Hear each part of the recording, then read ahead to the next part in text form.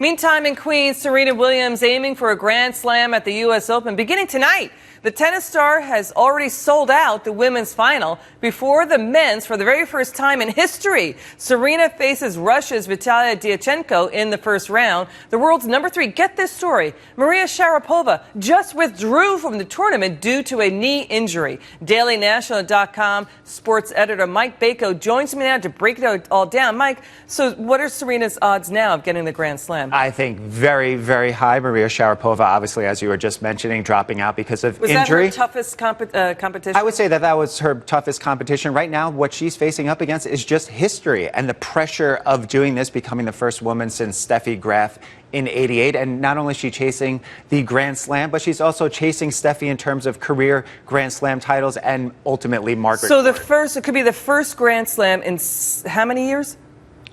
Since '88. 27 years. Yeah. That is a really long time. I had no idea there was that stretch of a time. Now, even longer for the men. Even longer for the men. How much longer for the men? Since I think 1946. That's a really long time, That's too. a really long. So let's stay on this Serena story. What could stop her from getting the Grand Slam? I think herself. I don't want to say the pressure because, she has internalized so much of this pressure for so long.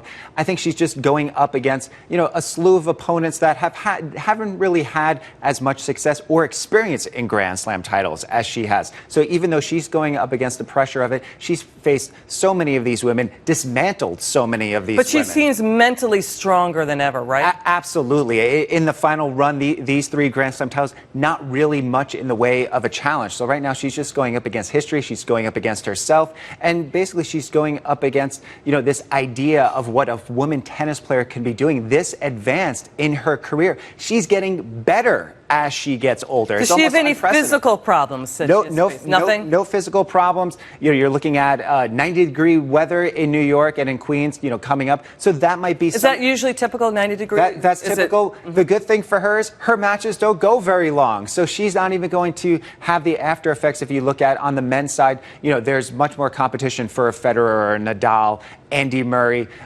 So that may be an issue for the men, but she dismantles her opponents so quickly that she's barely out there to have any of the after. What do you think of the men's games coming up? I think, if you look at Federer, this might be his last go-around.